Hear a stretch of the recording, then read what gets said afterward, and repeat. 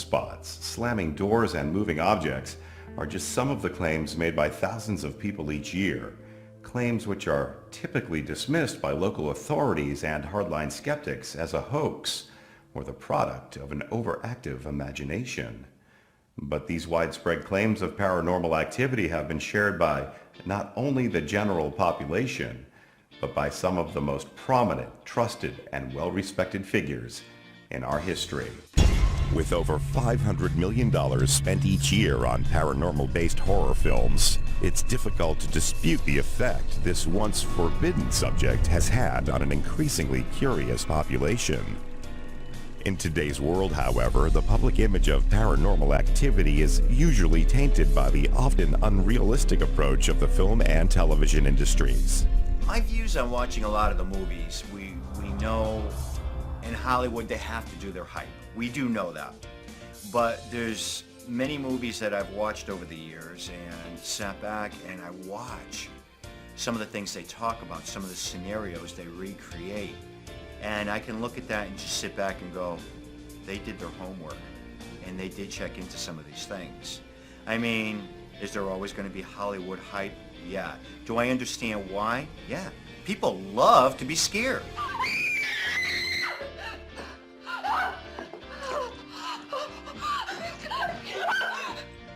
In spite of the growing popularity, the consensus is not entirely favorable. There are those who would argue that Hollywood's unrealistic portrayal of paranormal phenomenon has cast an unflattering shadow of unbelievability on the entire subject, causing the public to relate paranormal activity more to science fiction than actual fact. Reality is you go into a supposed haunted location, you set up your equipment, and you sit somewhere for hours in the dark, and usually nothing really happens while you're there. We love that feeling of sitting on the edge of your seat and waiting for that big confrontation scene at the end of the movie. Well, if they made a movie based on true reality, people would be asking for their money back, because 2 hours of footsteps, knocks, moving of keys, and nothing else would bore people to tears. I think most Hollywood movies that deal with paranormal start off with a grain of truth or a good idea, but then they have to Hollywoodize it and make it sensational. Most ghost hunts and research isn't sensational at all. It's a lot of boring, time-consuming work. But in order to have a Hollywood movie, you have to make things appear that aren't necessarily there. Sensationalism within the film and television industry can create great uncertainty among the viewing audience. Much of the fear surrounding paranormal activity stems from Hollywood's exaggerated perspective of factual events. Aren't they going to kill any of us?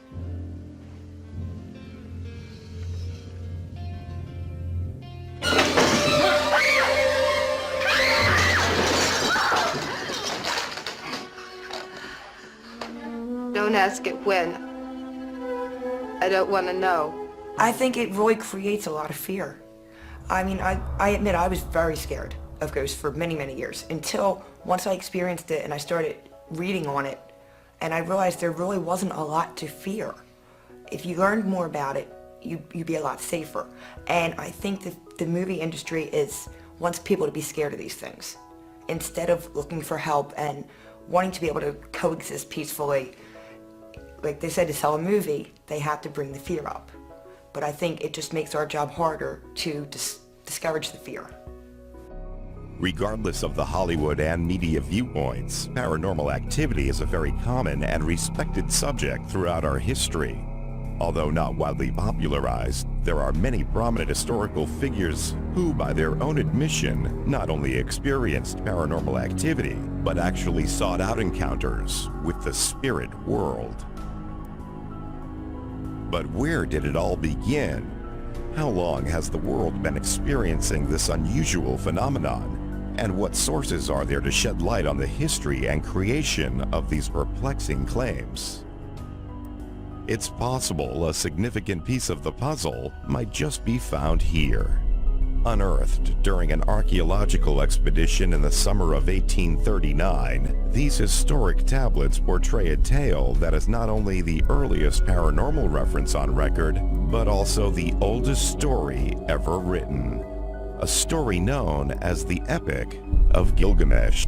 The Epic of Gilgamesh is a very significant story in terms of paranormal history, not only because it gives us clues as to the human condition of the day, but it also shows us that thoughts of existence from beyond the grave were not uncommon. They were a significant part of people's everyday lives, and they were taken very seriously. The tablets tell the tale of the warrior king Gilgamesh and his unyielding quest for not only supreme control over his kingdom, but also for the secret of immortality. During the course of his reign over the city of Erech, Gilgamesh befriended Enkidu, a man who, for all intents and purposes, was Gilgamesh's physical equal in terms of strength and fighting ability. This made a huge impression on Gilgamesh, and rather than try to destroy him, he thought it wiser to befriend him and join forces. The partnership was successful, and the warrior team became quite famous for their unstoppable success in battle. It was after one such battle, however, that Gilgamesh's true quest would be realized. Now, directly following a horrific battle, Enkidu falls ill and eventually dies, and this had a devastating effect on Gilgamesh, not only because he lost his dearest friend, but because it brought him face to face with the fact that he wasn't indestructible. This terrified him, and he fell into an all-encompassing quest to find out if there was a new world after death to conquer. That quest was soon fulfilled. After many weeks of searching for answers among the seers and prophets of the time, Gilgamesh had an encounter that would rest his mind at ease. Now, I don't know if the gods took pity on him or not, but Enkidu appeared to Gilgamesh and told him all about the secrets of the underworld, what to expect after dying, everything that Gilgamesh wanted to know. Now, of course, even if this tale were based on factual events, which could have been, the encounter that Gilgamesh had with Enkidu likely would have been strictly psychological. Meaning, here you have a man in Gilgamesh who is distraught, emotionally overwrought, desperate to find the answers to his questions. So it would have been more than likely that he would have made up the whole encounter with Enkidu. He would have probably imagined their whole conversation. But regardless, the story shows us that encounters like this, or at the very least tales of encounters like this, were documented to have happened over 5,000 years ago. Although the Epic of Gilgamesh provides some clues, the nature and progression of when true ghost stories originated is still unknown. What is known is that the interest and popularity has clearly manifested within individuals for centuries. And to this day, word of mouth continues to be the proven catalyst in which these stories are passed down and urbanized. Stories, legends, and accounts of unexplained phenomena continue in modern day and will as long as the quest for an understanding of mortality is craved by the human mind. However, there is one historic account which has left an impact so powerful as to have lasted more than 3,000 years and shaped the popular conception of ghosts all the way into the mid-20th century. The story of Stoic Greek philosopher Athenodorus. Athenodorus Canonides was a really interesting guy. Not only was he a widely revered philosopher and student of Poseidonus of Rhodes, who was probably the greatest polymath of the day, but he was also the teacher of Octavian, who later would go on to be known as Caesar Augustus. But in addition to his teachings, Athenodorus was also known for something more, his encounter with a ghost. A tale that was later documented by the Roman lawyer Pliny the Younger in a letter to his patron Lucius Sura. As the story goes, there was an old house for rent in Athens that was infamous not only for causing disease and sickness, but also for being haunted. So haunted, in fact, that skeptics that went to the house to observe it, to try to disprove the rumors, often came away petrified of what they saw. It wasn't long before Athenodorus would discover the spirit everyone was talking about. On his first night in the house, while writing, the faint sounds of rattling chains and the startling apparition of an old man caught the philosopher's attention. After trying to ignore the spirit with no avail, he decided to follow him with the hope of putting an end to the disturbances once and for all. Athenodorus follows it out to the garden, where it points to the ground and then disappears. So the next day, Athenodorus gets permission from the town magistrate to dig at the spot where the apparition pointed. He digs it up, and he finds a skeleton wrapped in chains. The belief in afterlife existence has not only been one of the primary influential factors in the cultural shaping of our history as humans, it's also the fundamental basis of every one of the 19 major world religions. However, in spite of the obvious influence the paranormal has had on religion, a 2005 Harris poll revealed that while 82% of U.S. adults believe in God, only 40% believe in ghosts. A figure which some find to be absurdly contradicting. Really doesn't make sense, because in order to believe in God, you have to have faith, which is belief in something you cannot see or prove. But we do have a lot more people drilling God into our psyche than we do drilling ghosts into our psyche.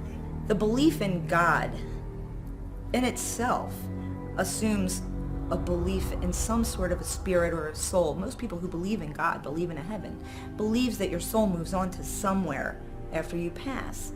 So the fact that people can believe that and not believe that your spirit can, for whatever reason, decide to stay, be stuck here, and want to communicate with you, it absolutely blows my mind. People view things where they need this within their life. That's our powerful force that helps to guide us. Might be viewed differently, but people reach out to that and they hold on to that. A lot of people have difficulty trying to understand, are there ghosts? Are there spirits that are lingering on this plane? Why is that happening? That's a hard concept to understand if you've never experienced anything. I do believe religion still plays a large role in paranormal investigation. A lot of teams do use exorcisms, and they use blessings, and they often encourage their clients to pray. They will bring the clergy in to offer counseling and even spirit removal. I think that can be important. I believe that it can work, and maybe in some cases it doesn't work.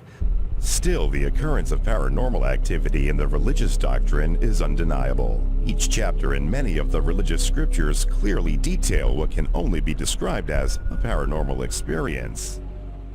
Regardless of your religion, it's difficult to find any written reference in any religious doctrine that doesn't specifically describe or base its point on the belief of contact with a spirit or an afterlife existence. The bottom line is that there is incredible similarities in the stories, and yet no one on either side is willing to step forward and make a connection. Still, the popularity of belief in a Holy Spirit far outweighs the general belief in ghosts. The unusual balance of opinion can quite possibly be attributed to the very effect of religion itself. You have to understand that most religions throughout history, especially the Christian religions, strictly forbade the attempted communication or interaction with any spirit that isn't holy. In the Middle Ages, you would have been hung, beaten, or shunned for even claiming to have seen a ghost, let alone hunting one. So as you can imagine, it really wasn't a subject that was open for discussion. And as a result, anyone having a paranormal experience has had two choices. You either say nothing, or you give the story the appearance of a divine intervention or religious experience. And this explains why so many stories during the Middle Ages were more religious than traditionally paranormal. In 1487, two members of the Catholic Dominican order published one of the most famous medieval treatises in history, and in doing so, thwarted the investigation of paranormal phenomenon for nearly 400 years. The treatise was titled the Malleus Maleficarum, or the Hammer of the Witches. And although the document was specifically aimed at witchcraft and not spirit hunting, the distinction between the two was not typically recognized. The purpose of the Malleus Maleficarum was essentially to refute any and all arguments against the reality of witchcraft. The church at the time wanted the people to believe wholeheartedly that there were these evil creatures on the loose that would talk to Satan and steal your children, and that they were alive and present in society, and that they were a danger to everyone. In addition to the propaganda, the Malleus Maleficarum was also used as a training tool for the town magistrates and contained detailed instructions on how to capture, convict, and kill anyone suspected of being a witch. Now, obviously, this treaty had an effect on the people of the time. It affected the way they lived, the way they worked, the way they functioned on a daily basis, and it's not really hard to see the effect this would have had on the reporting or investigation of paranormal experiences during the time period. If you had experiences, if you saw a ghost or heard voices or footsteps or experienced anything unusual of any kind, you couldn't tell anybody. And for almost 400 years, anything paranormal would have had to have been hidden or lied about in order to avoid persecution. But all of that changed in late March of 1848, when the unusual experiences of the two sisters would alter the public perception of communication with the dead for nearly 100 years.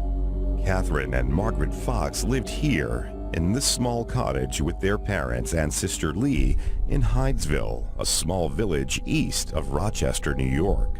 The Fox family started out as really kind of a quiet, unassuming, and relatively normal family.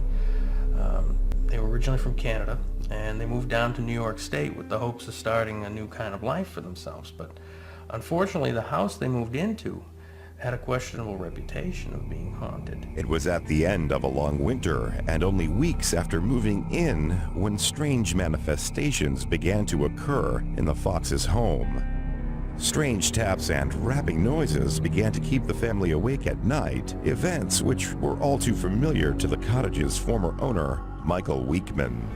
The Michael Weekman family, who owned the house in Hydesville prior to the Fox family, claimed to have experiences while living there too, and just like the Foxes, they claimed to have been woken up at night by loud rapping noises, and they felt cold spots throughout the house, and they even claimed to have been touched by an unseen presence. And these experiences were just too terrifying, too much for the Weekman's youngest daughter to handle, so they were eventually forced to move. On the night of March 31st, 1848, the disturbances reached their peak. The family, scared and unable to sleep, searched the home relentlessly for the source of the noises. The children in the other room heard the rapping and tried to make similar sounds by snapping their fingers. My youngest child, Kathy, said, "Mr. Splitfoot, do as I do," clapping her hands. The sound imitated, following her with the same number of reps. When she stopped, the sound ceased for a short time. Then Margaretta said in sport, "Now do just as I do. Count 1, 2, 3, 4, striking one hand against the other at the same time, and the raps came as before. She then said, "Oh, look, Mother, it can see as well as hear." The intelligent responses of the entity prompted the Foxes to develop an audible code of communication, 1 rap for yes and 2 raps for no. It was these amazing events and their continued ability to allegedly communicate with the dead that not only lifted the Fox sisters to the height of popularity and controversy, but also brought along the advent of modern spiritualism. They brought spiritualism to this part of the world. Spiritualism was alive and well in other parts of the world. They just seem to bring it to life here. There have been times when they have supposedly been proven to be frauds. But whether they were frauds or not doesn't change the fact that they did get people thinking about things and how they work. Not just the fact that they're there, but why are they there? How are they there? What are the mechanics behind it? And that's what started the whole spiritualist movement as a religion. In the few years following the Hydesville incident, a lot of things started to happen. I mean, you had mediums that were popping up out of nowhere. Spiritualism became a religion, and seances actually became a high society function. And all of these things were changing the views and beliefs that the country had embraced for hundreds of years. It was a really significant turning point in our culture. And there were the Fox sisters right on top of it all, leading the way. But the growing strength of spiritualism was not without limit. By 1885, the popularity of spiritualist belief was on the decline. Widespread claims of fraud caused a notable decrease in the spiritualist population and serious doubt in the minds of skeptics. The spiritualists were losing the battle with the skeptics, and that was primarily due to the tremendous amount of fraud that was popping up all over the world. It was almost like an epidemic. It was actually around the turn of the century that so much fraud came out. And I think that's what turned a lot of people away. People could start to realize that they can double expose their film and make it look like a ghost, and maybe at first it was accidental, but then they realized they could do it on purpose and scam people. And I think just the amount of fraud that was around at that particular time is what turned people away from it and really made it fade out for decades. Back in the day, they would put on a big song and dance, and there's even reports of some of them, some of the most famous mediums back when the spiritual, investigating and spiritual era really opened up, where they were actually swallowing cheesecloth and then regurgitating it at their high point of the seance, and calling it ectoplasm, and all these things kind of added to the crash of mediums. In the late winter of 1847, a young spiritualist couple from the small town of Vienna, Canada, gave birth to one of the most influential minds of the 20th century, Thomas Alva Edison. In the early 20th century, spiritualism was in full swing and quickly nearing the height of popularity among the middle class and blue blood socialites. Having been raised in a spiritualist family and admittedly progressing in years, Edison's thoughts began to focus a bit less on the physical and more on the boundaries of mortality, an interest which was echoed in 1916 when Edison's friend and famed British physicist Sir William Crookes began experimenting with an increasingly popular pastime, spirit photography. Sir William claimed to have been able to capture a human spirit on film, and although this was really somewhat of a controversial thing at the time, it was enough to pique the interest of a lot of his scientific colleagues, and not the very least of which was his good friend Thomas Edison. Inspired by the British inventor and following Crookes' death in late 1919, Edison allegedly began development on what could only be described as an apparatus for communicating with the dead, or ghost phone as it was often called, a project which was described in the October 1920 issue of American Magazine. The article was called Edison Working to Communicate with the Next World. It was an astounding endeavor of the time, and it was very mysterious, and only a handful of people knew anything about it at all. But because of Edison's reputation and his successes, there was a general confidence that if anybody could make a machine like this, it was Edison. Although there was much speculation surrounding the matter, it was Edison's belief that if an afterlife intelligence could be captured on film, then it was quite possible that his ghost phone might actually work. If our personality survives, then it is strictly logical and scientific to assume that it retains memory, intellect, and other faculties such as knowledge that we acquire on this earth. Therefore, if we can evolve an instrument so delicate as to be affected by our personality as it survives in the next life, such an instrument, when made available, ought to record something. In the early morning hours of October 18th, 1931, Thomas Edison died, possibly taking with him the secrets of what might have been the most astounding invention in history, and leaving behind the continuing question of life after death. In 1941, 10 years after his death, Edison allegedly made contact at a seance in New York conducted by Scottish engineer and inventor of the television, John Logie Baird. According to first-hand accounts, Edison revealed to Baird that the plans for his ghost phone were left in the possession of 3 of his former assistants, and that the machine itself was built but never worked.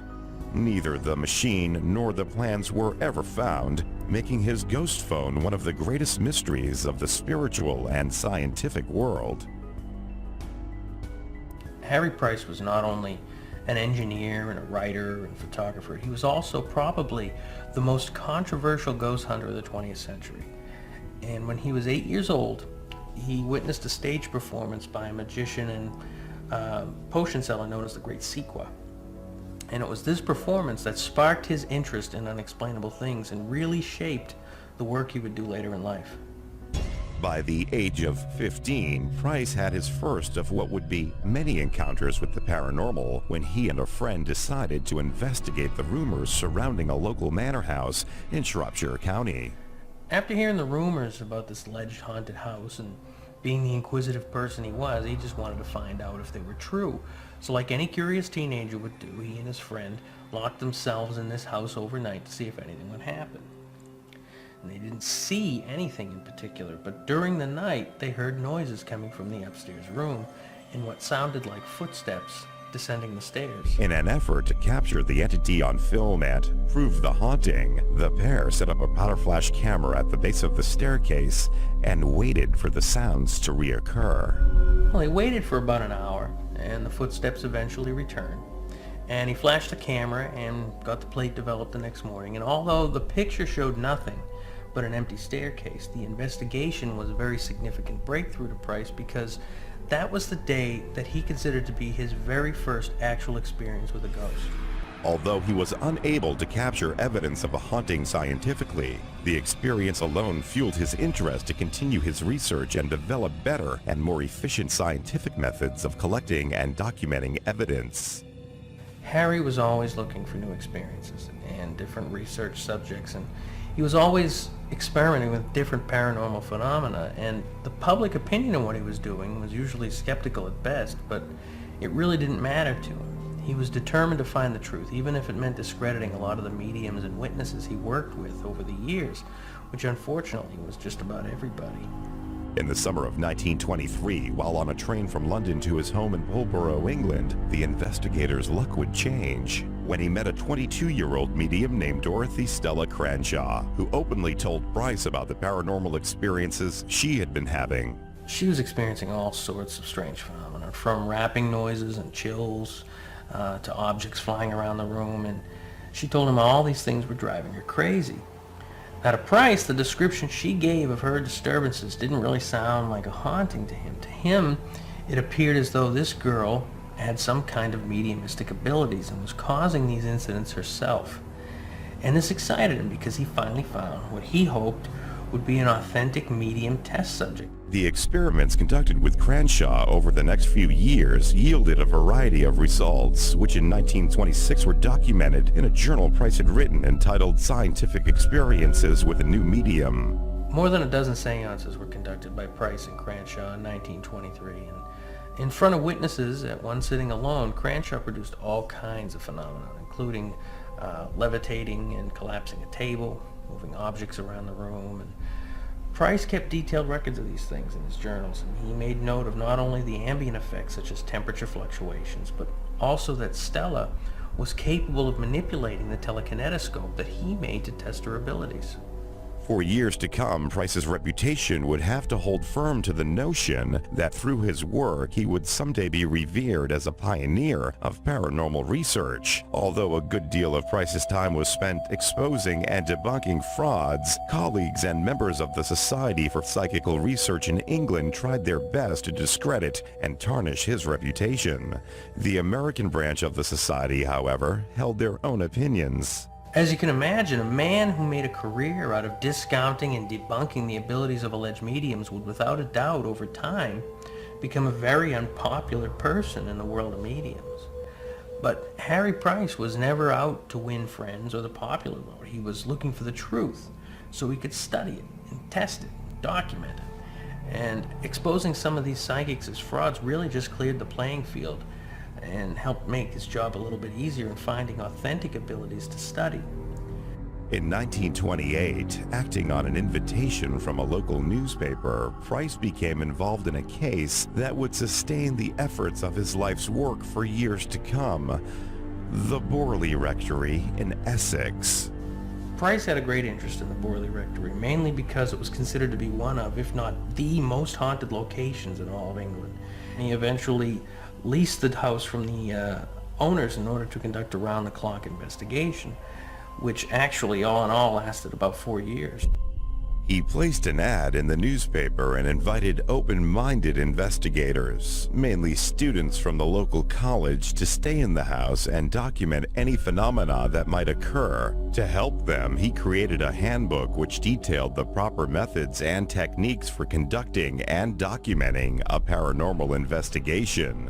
This was the first book of its kind, and many of the methods he developed are still in use today. From beginning to end, there were over 40 investigators working with Price on that investigation, and there were a lot of paranormal accounts collected, from hearing bells and rapping noises to mysterious writings and messages, and all of these things were documented.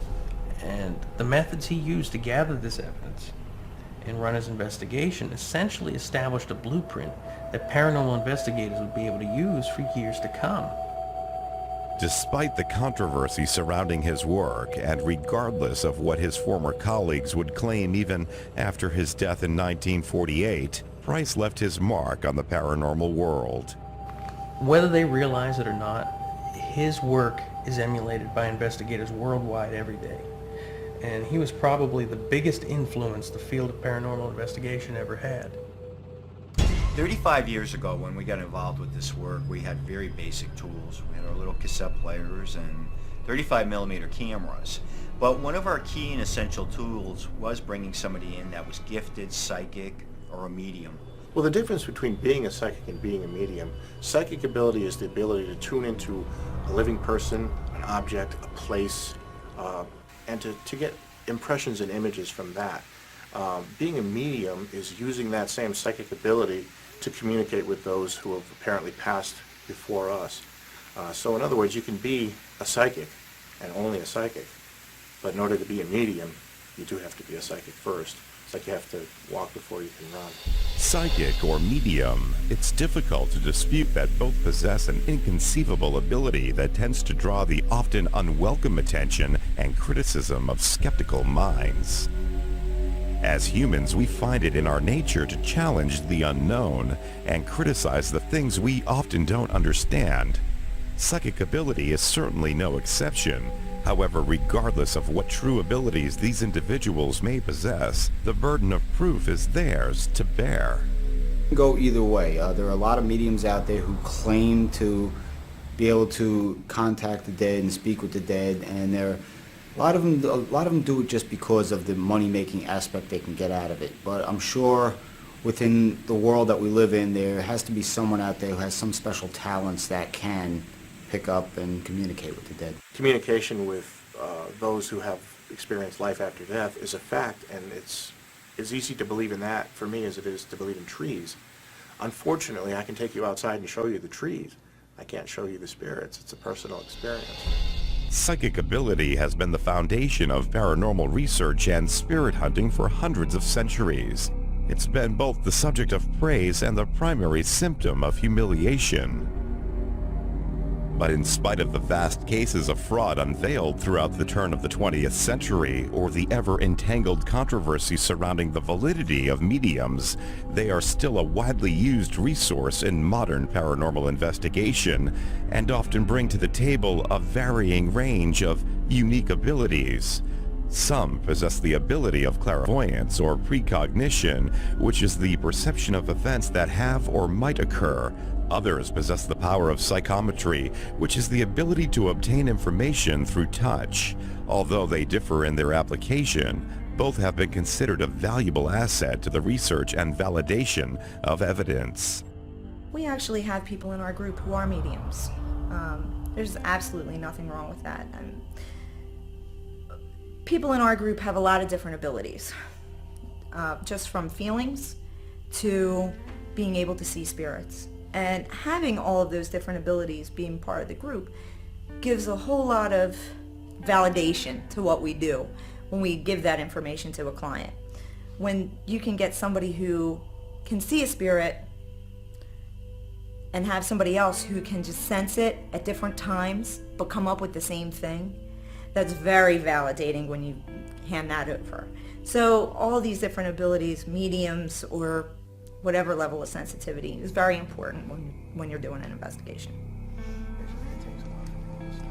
Equally important is the group's ability to document their findings and capture evidence in such a way as to present it to a growing skeptical society, something mediums have yet to accomplish and the science-minded have yet to support. You know, we're no better than the psychic or the mediumistic investigating.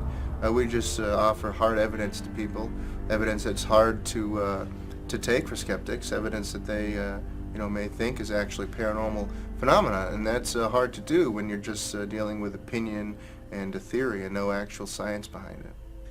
As a medium, the evidence that I collect is usually in my head. I don't have any equipment or anything like that, so capturing it wouldn't really be the right way of putting it. How often do I experience evidence? I can pretty much go into a house that's never had any history of paranormal activity, and I would still pick up on the spirit world as a constant, and it's all around us. I was feeling like there were two people standing by the window. It felt like a mother and a little girl, and they were looking out the window. It felt like they may have been talking to somebody out that window on the right side. Well, as I remember it, I don't literally see what I'm picking up on. I mean, I'm not seeing it with my eyes. It's being impressed upon my mind. The easiest way to explain it is it's very, very subtle. It's almost as if I remember what someone looks like when I'm saying that I see someone. It's that subtle. And it does take a while to figure out what's me and what's not. But I've gotten to the point where I'm able to do that. And I did perceive of a child. When I say a child, I want to say 6 to 8 years old, a little girl. She was standing right inside this door, about 4 feet inside this door. When you guys first opened the door? No, I was sitting in there by myself, and Karen was coming around. When I heard Karen, I turned to look at her, and the little girl was standing there. I feel like she came out of the closet. I didn't see her come out of the closet, but it felt like that's where she came from. That's kind of where we were getting the reading too, is right about that. She's only about this big. Yeah. I mean, I could go into detail and describe everything about what she was wearing and so forth too. And it's all what I need to know. She's not going to tell me something I don't need to know.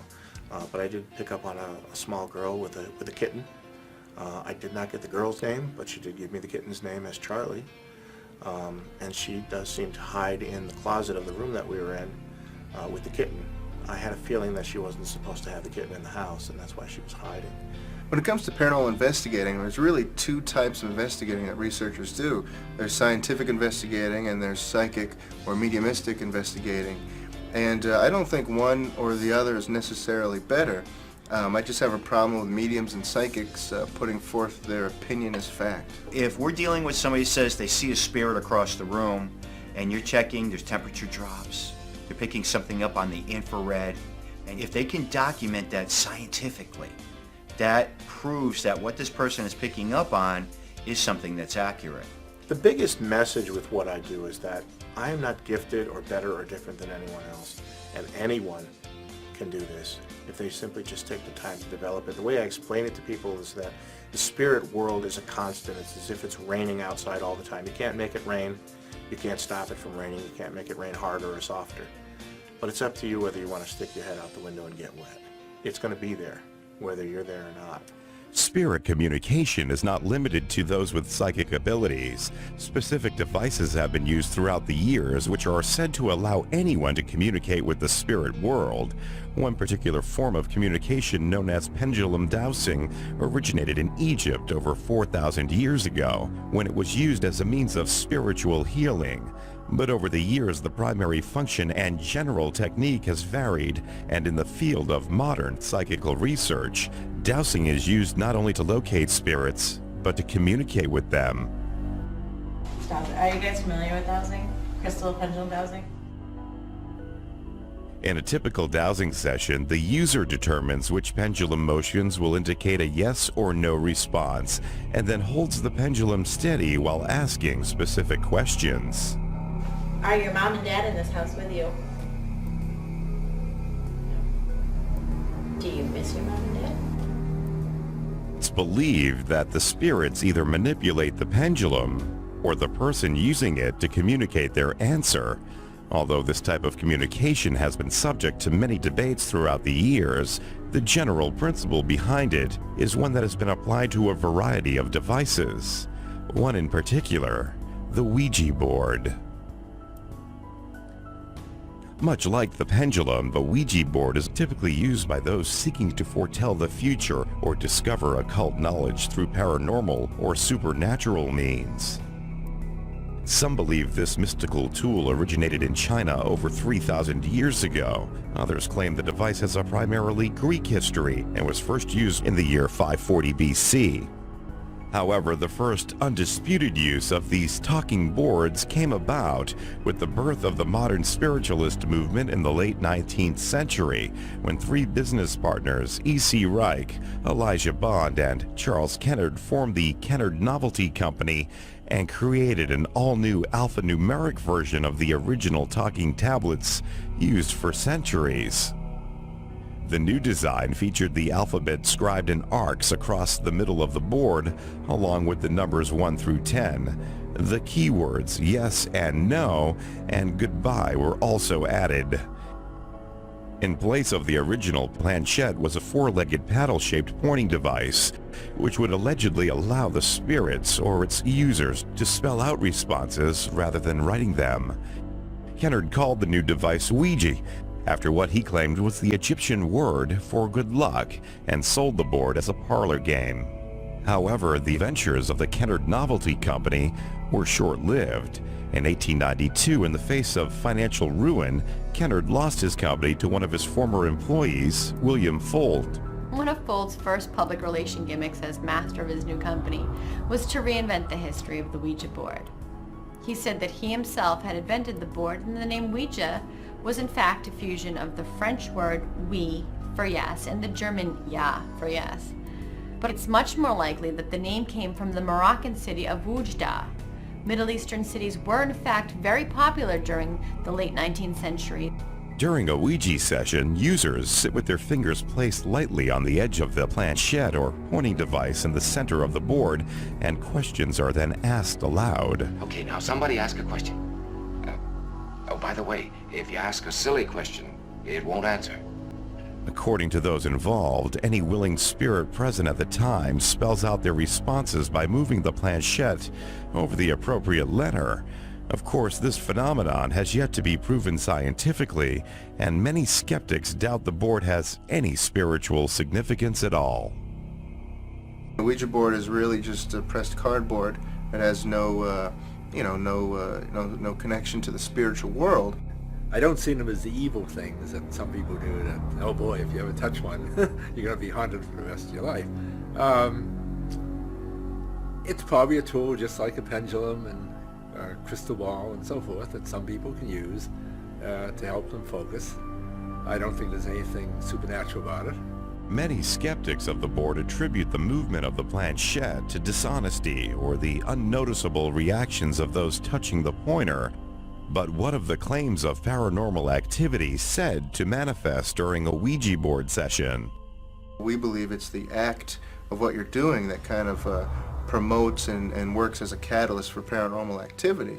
You're sitting there and you're trying to communicate, and perhaps these things are seeing you do that, and they're going to come out and you're going to get good and bad with that.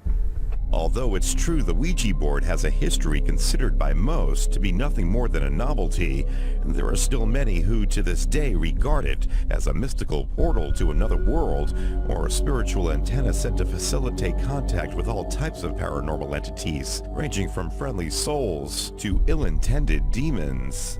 Well, a Ouija board, I would say we have a little saying about the Ouija board. If you put hinges in the knob in it, we could use it as the door to hell. A Ouija board is like literally leaving your door open. If you don't know what you're doing, anyone can come in. And it's like attracts like in spiritualism. And if you get a bunch of drunk people together with a Ouija board, they're not going to bring through Mother Teresa. They're going to bring through someone at a very low level who may want to scare them and may even want to hurt them. So I would never, under any circumstances, condone the use of a Ouija board. Well, to us, Ouijas or witch boards are a tool that you never use on a site. Because if it's already active and you're opening a doorway, you're only going to make it more active by opening a doorway for other things to get through. You could become possessed. You could lose yourself. That's a bad thing. Regardless of the differences of opinion surrounding the use of Ouija boards, one question still remains. Are they indeed capable of producing or facilitating the production of paranormal activity? In the hopes of finding an answer, the New Gravity Media team decided to put this ancient oracle to the test. Well, what we wanted to do is we wanted to bring together not only mediums, but individuals who claim to have experience producing activity with a Ouija board. And fortunately, through the help of Jim Bucknam, a medium for Boston Paranormal, we were able to find a few people that fit that description. The team enlisted the help of Barbara Safransky, a medium and curator of a small shop in Salem, Massachusetts called Angelica of the Angels. The session was held in the home of Tom Elliott, also a member of the Boston Paranormal Group. Well, we set up the equipment. We had 2 cameras on tripods and 1 roaming, and we placed a microphone over the table and miscellaneous meters around the room. We put a EMF meter on the table and a thermometer and humidity sensor on the mic stand and a Geiger counter to keep tabs on the background radiation level. With all of the equipment in place, the session began. Both Barbara and Holly sat at the table and centered them.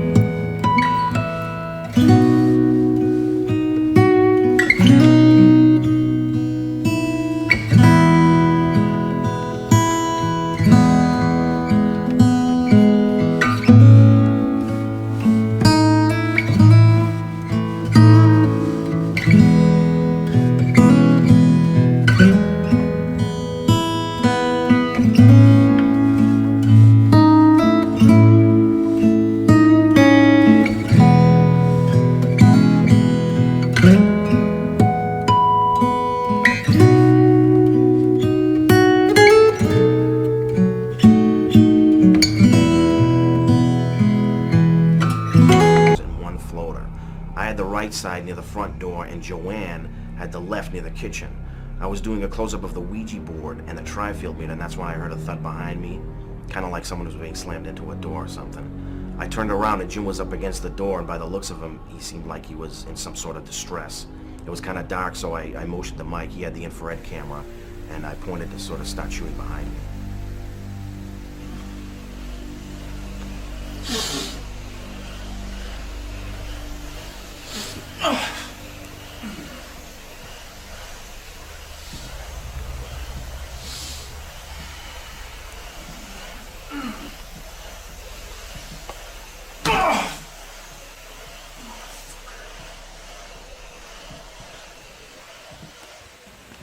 I'm standing there filming, and Anthony gestured to me to look over at Jim, and when I turned to look, he looked like he had trouble breathing. So I switched the camera over to infrared, and I kept an eye on what was going on with him. No! You're not coming through me. You do not speak through my voice. You understand? You respect boundaries. Got it? It appeared as though whatever was communicating through the Ouija session was also attacking Jim Bucknam and trying to speak through possession. It was definitely an interesting experience. I mean, I really don't know what was happening there, or even if I'm convinced that there was any spiritual activity. None of the equipment we set up registered anything out of the normal, and of course that's not to say that nothing paranormal occurred. It just simply means that nothing measurable occurred. And I think that to study something like this takes time, and I don't know that we will ever be able to prove whether a Ouija board produces true activity or not, at least activity that's convincing to the general public. I think that it really comes down to one simple question. What do you believe? Much like mediumistic ability, a basic belief by those involved is fundamental to the overall perception of a successful Ouija or dowsing session. But for a haunting, belief is typically the end result. A haunting can manifest in many forms and occur for a variety of reasons. Although the symptoms of each separate case can be similar in nature, they often have a defined pattern which researchers use to establish a generic haunting classification. Among the most common classifications is a phenomenon known as a residual haunting. During such an event, witnesses may report many unusual occurrences, such as apparitions, voices, footsteps, and other ghostly anomalies that very often leave them convinced they have encountered a true spirit energy.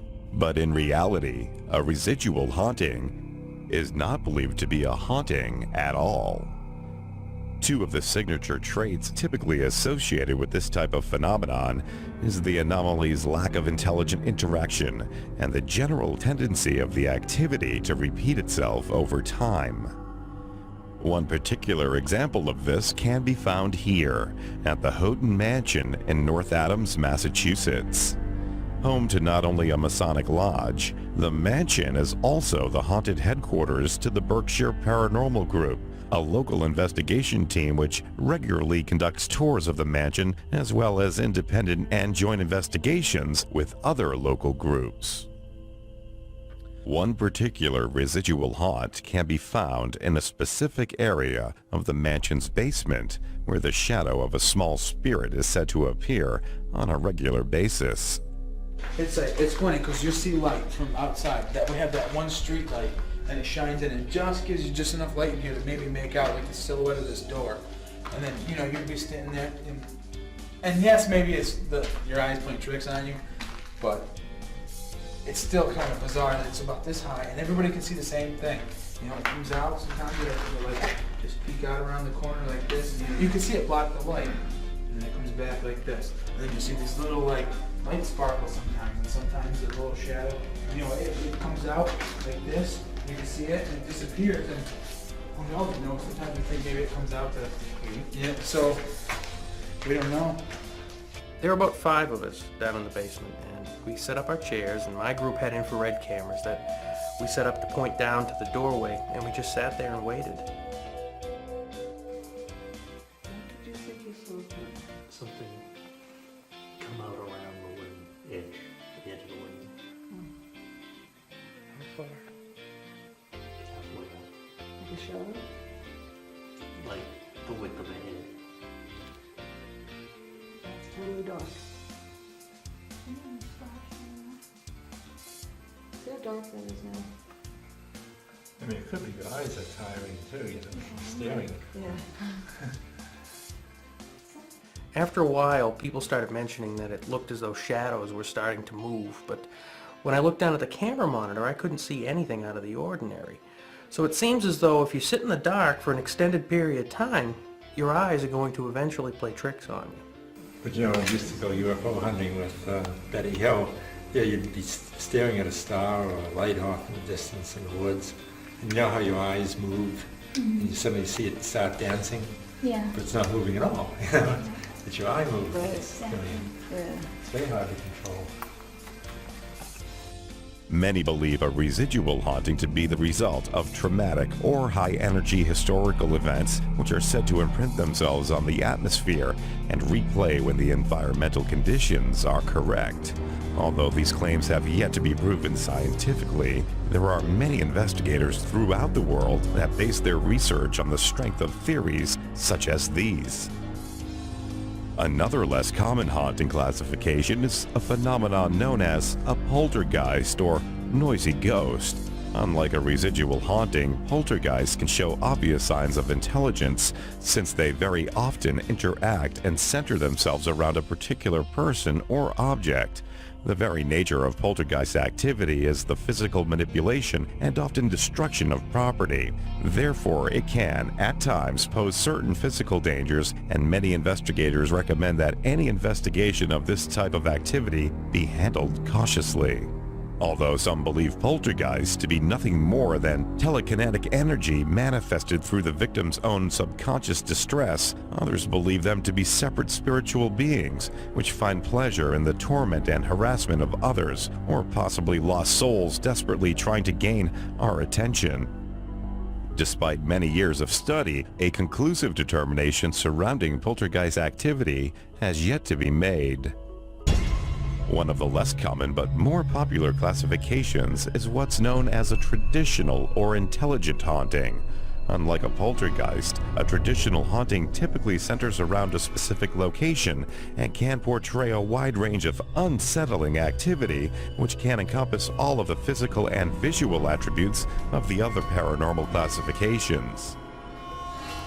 But there's one defining characteristic that separates a traditional haunting from all the others: the inclusion of a human or inhuman spirit. The apparitions and manifestations encountered in a traditional haunting can appear in a variety of forms. They can be as subtle as a cold spot or faint odor, and as vividly present as a bright ball of light or full-bodied apparition. Although the true form of these entities is not entirely known, many have their own opinion on why they appear the way they do. It seems what the spirit is doing is projecting its image to you. It's projecting itself the way it sees itself. In other words, it may be projecting a mirror image as it knew itself in life. Or if it's a spirit of an inhuman nature, it's trying to make you believe something that it may be somebody from the Civil War dressed in Civil War uniform, or a small child. And incidentally, sometimes spirits wear not just period clothing, but bizarre clothing as well. They wear very minimal clothing, very, very plain, drab clothing. Most of the time you hear of the stories, people are not dressed in modern style. They don't have a modern appearance to them. They're sort of old-fashioned or a different era. There could be a few reasons for this. One reason is it could be a residual style haunting, meaning it's just sort of a playback in time, not aware of time and space. And these are usually, according to case study, 100, 150 years old or so. That may be one of the reasons. Another reason is accessibility to locations. Most people that are investigating the paranormal are not in people's houses, are not in modern day structures. They're grave stomping in old graveyards. They're running around in abandoned buildings, going into old tuberculosis hospitals, all these places where you're going to see people of an older generation or a different style dress. The appearance of ghosts is certainly a subject that is open to interpretation, but still, there's a bigger question in play. Why do these hauntings occur? Tales of apparitions and ghostly manifestations are thousands of years old. If these personal encounters are indeed the souls of those who have passed on, why do they linger? And where do they come from? I think hauntings have been occurring throughout the history, at least the recorded history, of humanity. I think there are other dimensions that we don't totally comprehend or understand, and that they're concurrent with our dimension. And sometimes there's a bit of a time lapse or a crossover with these dimensions.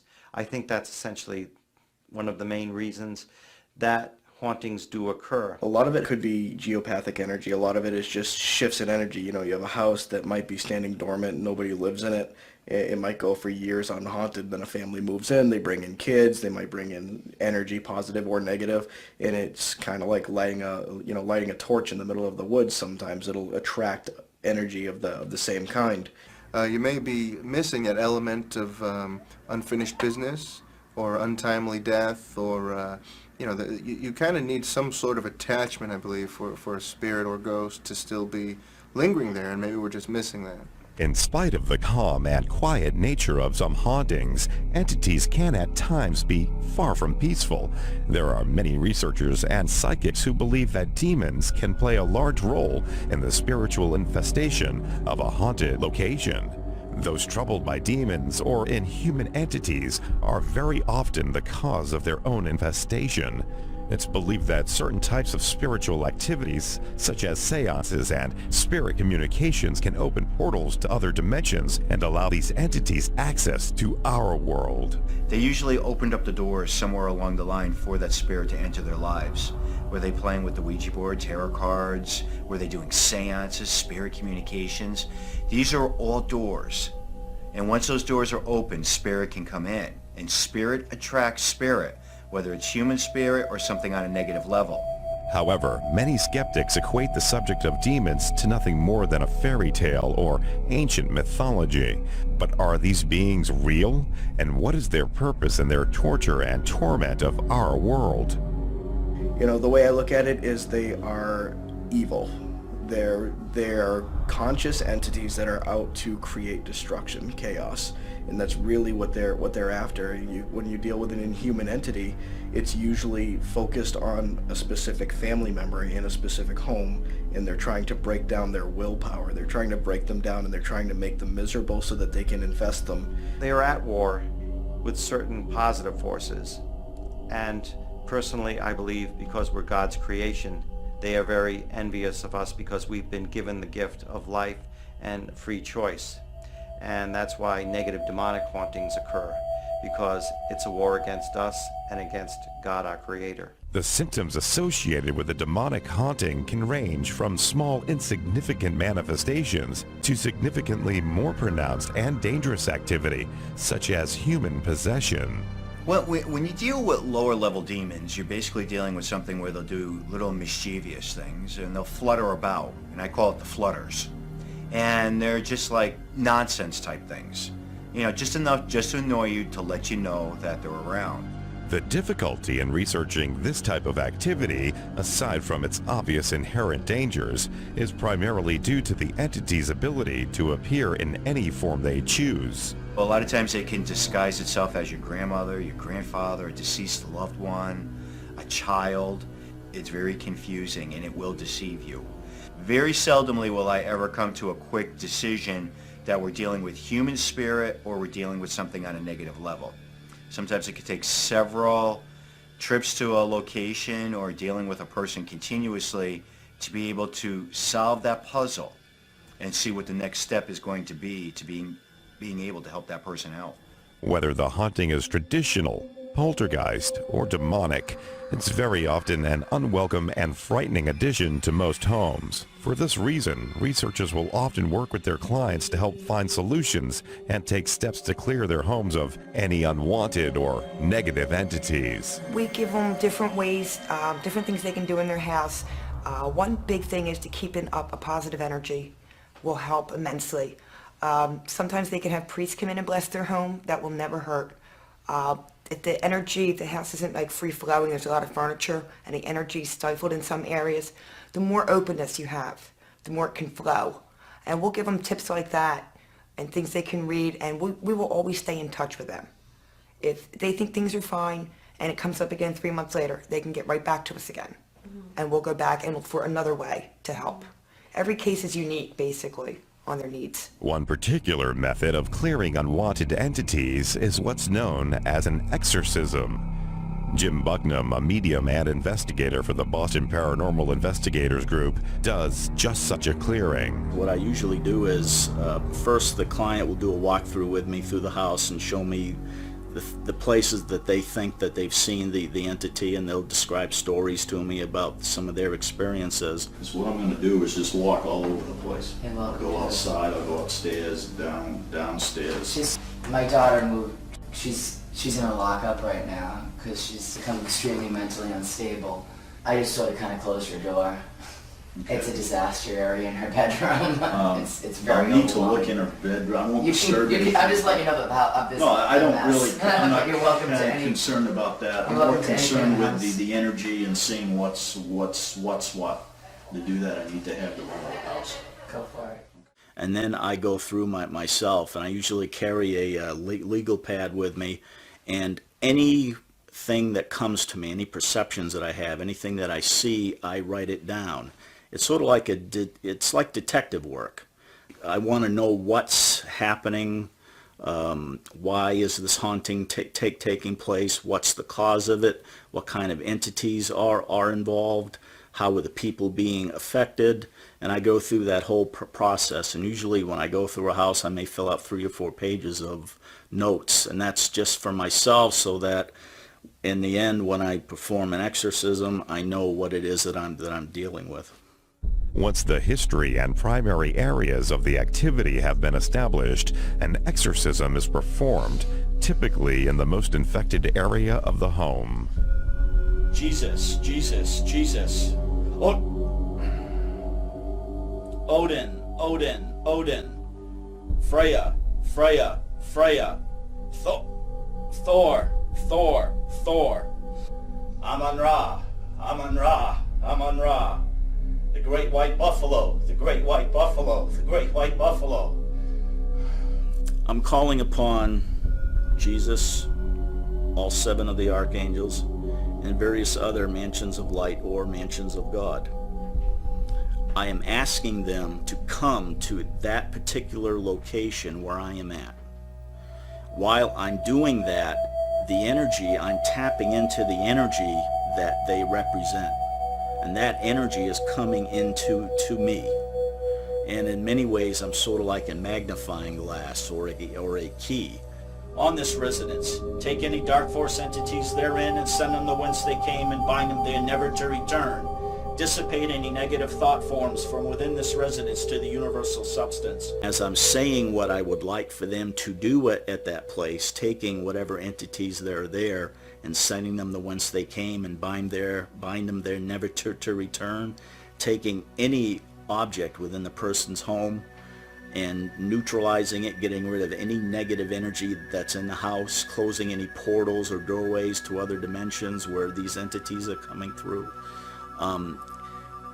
And all that energy is coming into me from these different places. At the same time, the entities that are at the home are fighting me because they don't want this to happen. Once this is accomplished, then place roundabout above and below this residence 7 HD sharp shields for its protection. Thank you.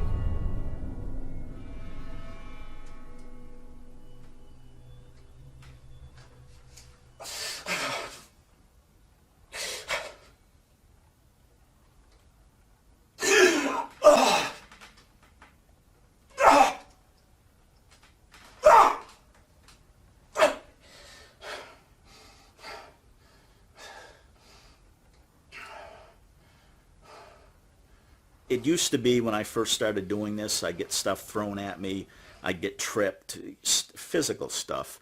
Now they've stopped that, and it's more of a sort of psychic pressure. They're trying to force you to stop, and they don't want me to do it.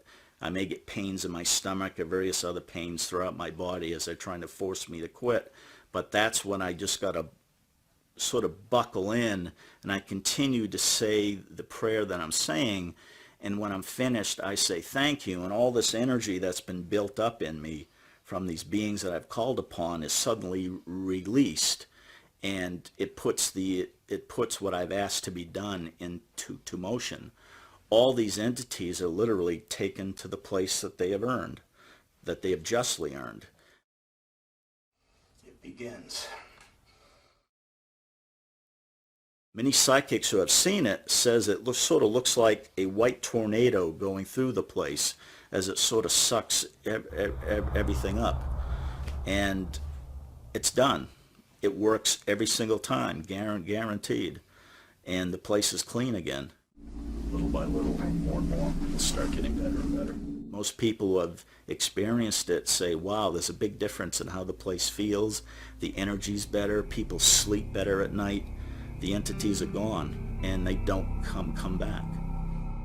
Psychic or scientific, medieval or modern, the fundamental symptoms associated with a spirit encounter have changed little throughout the years, and the experiences reported to have done far more to inspire artistic imagination and poetic license than they have to quell the doubting claims of what remains to be a widely skeptical community. I think it's fine and actually probably good that we have non-believers out there that don't believe in the paranormal. It keeps us on our toes. It makes us try to only put forth the most strict evidence that we've captured. Healthy skepticism is a very good thing. Closed-minded skepticism is not, and I think the public wants to be informed and be aware. Still, it's possible that the reason for this high level of skepticism may reside with the experience itself.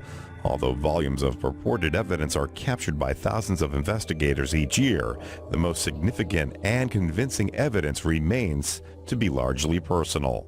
I had seen a family member who had passed on at the funeral home, and I was about 11 years old and couldn't figure out why I was seeing them and what the reason was. So I wanted to, as I got older, started reading about it and trying to figure out why I saw what I saw and how it was all possible. I literally chased it into the bedroom, calling my son's name. He was about the same size. And when I got into the bedroom, he wasn't there. And I actually accused him of lying and hiding. And he came up from the basement 5 minutes later and asked me if I was calling him. And I know I seen it. I chased it down the hall. That was my defining moment. I was 14. I was in the kitchen with my mother. It was in August, and it was a very muggy day. There was no air. And she used to hang the fly swatter on the back of the door, and it started doing this, back and forth, back and forth. And then the utensils that were hanging over the stove started going back and forth, and I looked at my mom, and she looked at me. I said, "You saw that, right?" She said, "Yeah." I said, "Cool." About 2 years ago, I thought I heard sounds in the evening upon going to sleep. And I thought they were voices. I normally did the normal thing and I checked outside. Wasn't my neighbors, no televisions were on, and I started to hear it on a fairly constant basis. I was in a cemetery and I was alone, which is something that we don't usually do, but I was young and I was alone, and as I was gathering my equipment at the end of the night, about 4:30 in the morning, I felt something grab my leg and sort of a thrust forward, a push down. I was pushed down and sort of just had a feeling come over me that I wasn't wanted there anymore. For many, proof of a haunting goes far beyond the personal experiences of others. It requires tangible evidence which can be studied and validated through scientific methods. Unfortunately, the scientific community has little interest in the study of paranormal phenomena and has rarely produced equipment with the sole intention of being used in psychical research. Therefore, those who research this field must rely on the data captured with only the equipment that is available. EMF meters, motion sensors, video cameras, basic regular cameras, recorders, flashlights, and basically thermometers. That's pretty much a standard equipment case. Every piece of equipment that is used in this field has not been created for this field. It's been created for other things. There was one machine that was gonna point the ghost out to you and take its picture and have a conversation with it. Well, then that's what piece of equipment we would bring. But there is no magical machine yet, and we don't really know what we're looking for and how to find it. So we're using what equipment is available for us in this day and age to try and find what's unknown. There's times we can't cover every area at every time, and we can set up equipment that, say, a motion sensor could pick up movement if no one's in that area.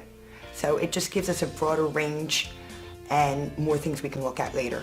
Much of the equipment used in psychical research was designed to monitor atmospheric conditions such as radiation, humidity, and barometric pressure. The goal is to establish a trend in the readings which may help predict or confirm the presence of paranormal activity. For me, when I see there's a meter getting a reading, that's significant. It's significant to where maybe I can get other evidence. I can try for EVPs, I can try for photos at that time. Usually anytime we see a motion on any of them, we're basically taking pictures right away, recording right away, because it could be telling us there's something there. Well, our group believes that moon phases and barometric pressure actually can affect the activity on a case. So we do track that, just to kind of be able to compile some data. When the moon phase is in this phase and the barometric pressure was higher, we got better results or whatever. Changes in the data collected during an investigation not only serve to provide clues to the presence of paranormal activity, but monitoring even the most basic atmospheric conditions, such as temperature, can also serve to dictate the methods researchers use to investigate. If it's too cold and we're investigating outside, we have to be careful not to breathe when we're taking pictures, because breath can be mistaken as a mist. If it's too humid, there's extra moisture in the air, which could create false positive orbs in our pictures. So all of those things are really important when you're planning your investigation. Equally important are the methods in which any activity is documented.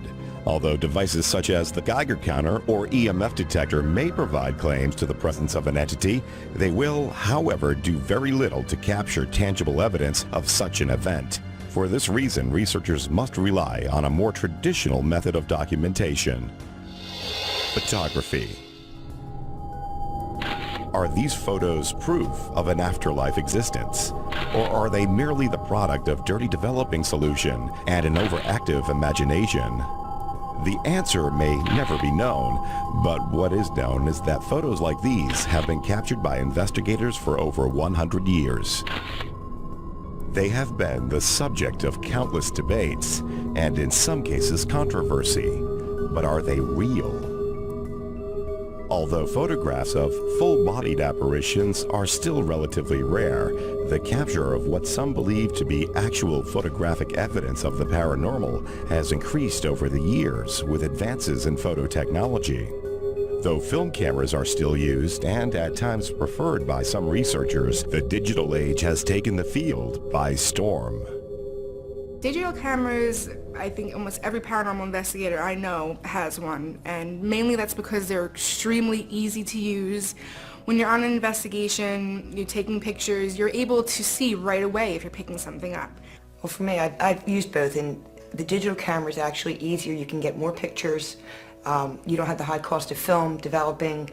You can just get a broader range, and you're not as limited on investigations.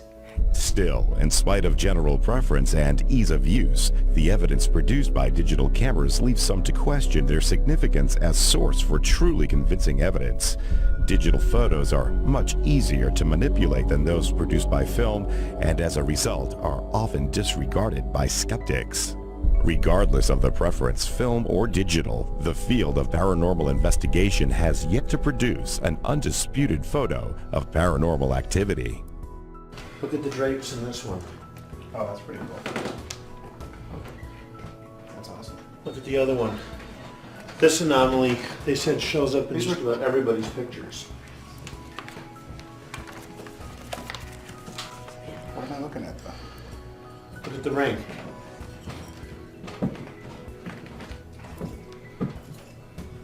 I'm not really sure what it is that I'm seeing, though. It's kind of...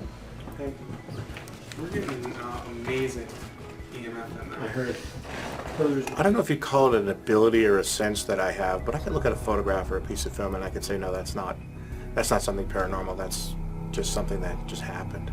One of the most common photographic anomalies captured is a phenomenon known as orbs, strange circular translucent objects which can appear randomly in photos taken at just about any location and are typically unseen by the naked eye.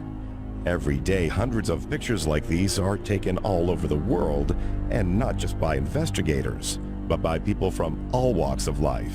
Some believe this strange phenomenon is conclusive proof that we are surrounded by paranormal energy, and these translucent orbs represent a passing life force that exists in a world beyond death. But others have their own opinion. I believe that orbs are usually nothing. People say, well, they interact with us. We have to remember that insects will interact with us. They'll go toward us, they'll go away from us. And so will dust and moisture if there's static electricity. So until orbs spell out my name or something, I'm going to continue to be underwhelmed by that. When you see orbs in photos and on video, it's usually, in most cases, nothing more than dust or an insect. We've actually been able to recreate that in a laboratory. We've photographed spinning dust and dust in the air, and when it spins, it looks exactly like an orb.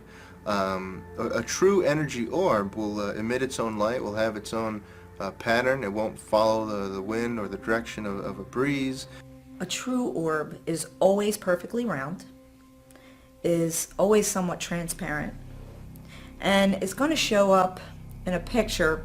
You may have 2 or 3 in one picture, but they're going to be scattered. If you're looking at a picture that contains dust or rain or snow or some other particle in the air, it may not be round. It may be solid. And you'll see them overlapping, some further away, some closer. They'll be much more dense in the picture than a true orb is. Most groups have their own opinions on the validity of orbs as evidence, and very often will avoid relying on one single piece of evidence as proof of a haunting. We tend to try and use evidence that has other evidence to back it up. For orbs, for instance, we generally, if we have just a single orb or even a lot of orbs, which is pretty indicative of dust. If we just have one orb and that's the only thing in the picture and there's the only occurrence at that time, we probably will end up debunking it, or not really passing it off as solid evidence. We like to be able to say, not only was there an orb in the picture at this time, but there was a personal experience taking place. There was EMF fluctuation. We captured an EVP in the room at the relative same time as the orb. In other words, we're not just relying on one piece of evidence. If we have 2 or 3 things happening at the same time, then we're more apt to really say this is paranormal, opposed to just something that is naturally occurring. When you've basically canceled out everything it could be, then it's paranormal. And by saying it's paranormal, it's not saying that it's a ghost or a spirit. All it's saying that is it's something beyond the normal.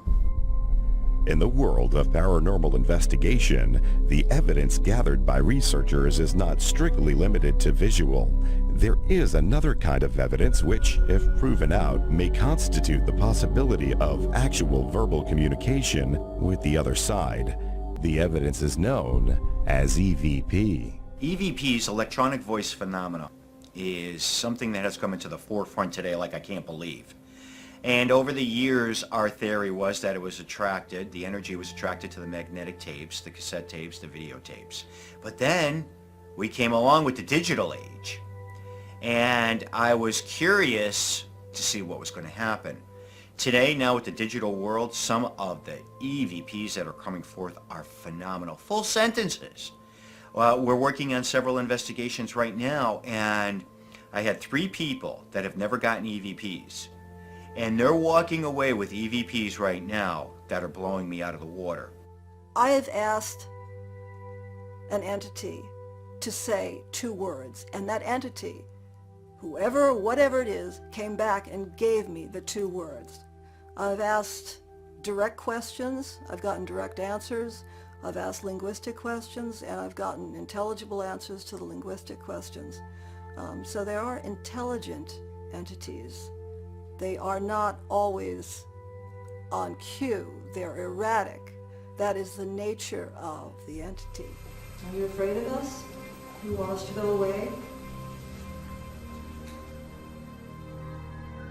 Usually when, like for me for instance, when I go on an investigation, I might take like 20 pictures, but I'll have 4 hours of audio, you know, because I just feel audio is more substantial to what we're doing than pictures, because pictures, you know, can be very easily, you know, not faked, but, you know, misunderstood.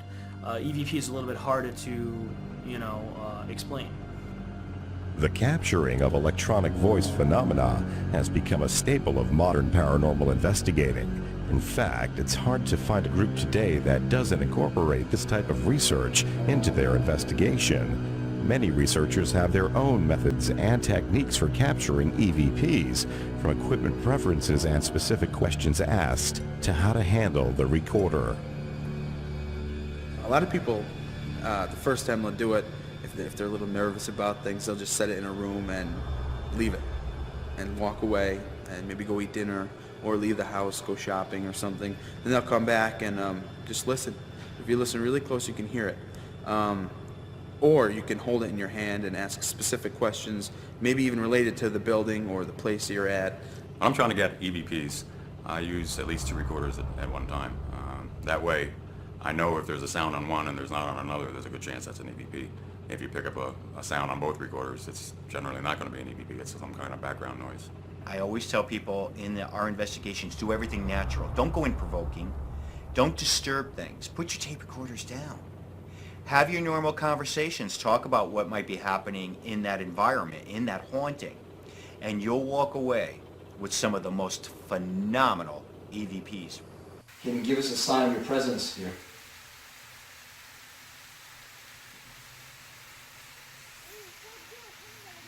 Do you like that we've come here tonight?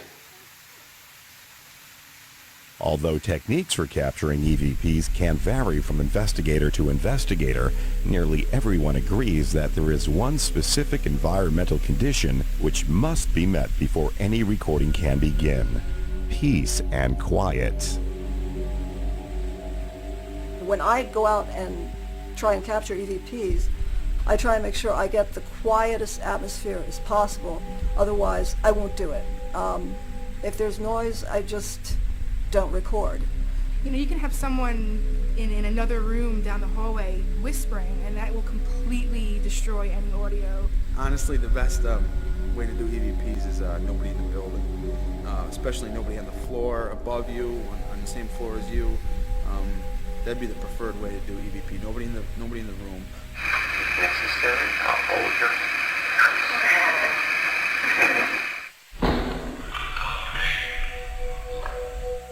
Are these voices from beyond the grave? Are they communication with an alternate dimension? Or are they simply radio interference caused by overcrowded airwaves? Like nearly all EVPs, these voices were not heard by investigators at the time of recording, only on playback. If they are not radio waves or electronic interference, how is it possible they're not heard? Well, because the theory is that the voices are being printed directly on the recording media. It's not something it's an electrical impulse rather than an audio something. It's not a noise that's out there in the air. Somehow or other, the voice is being imprinted directly on the media.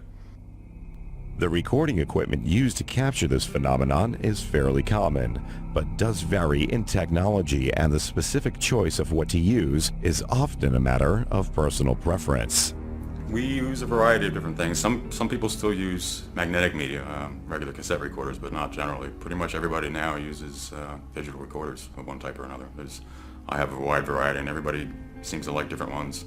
If we are to consider these voices to be direct communication with the dead, how is it possible for such an anomaly to occur?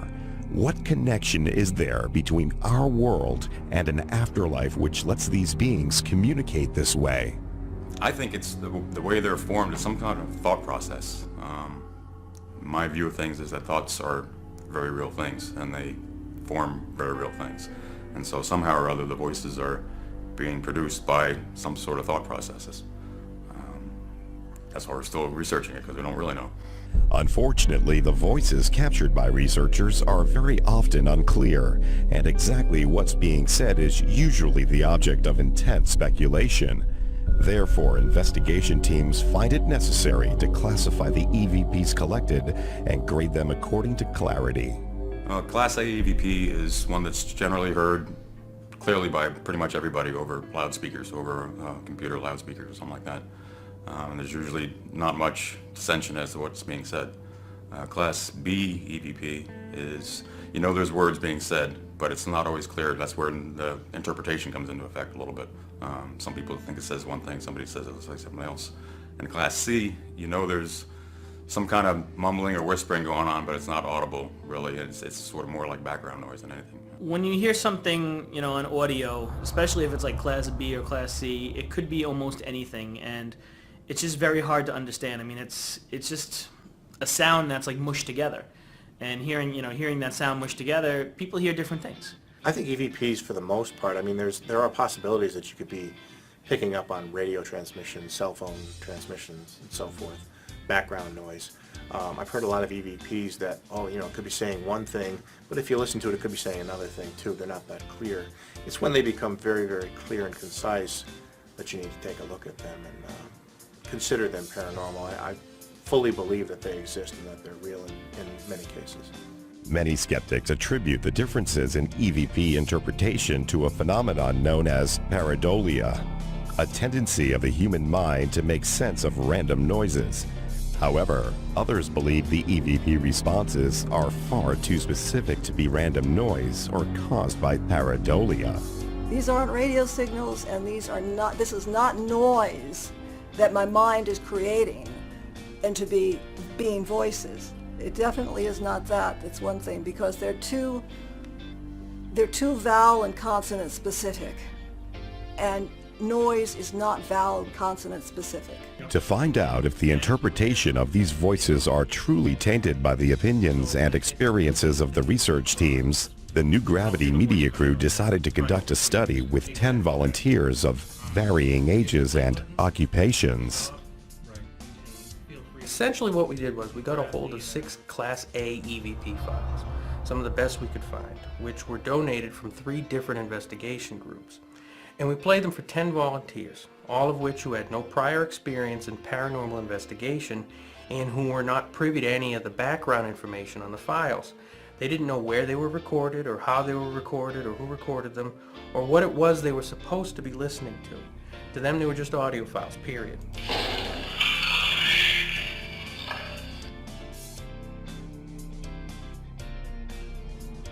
And when they were done listening, we asked them what they think they might have heard, if anything at all.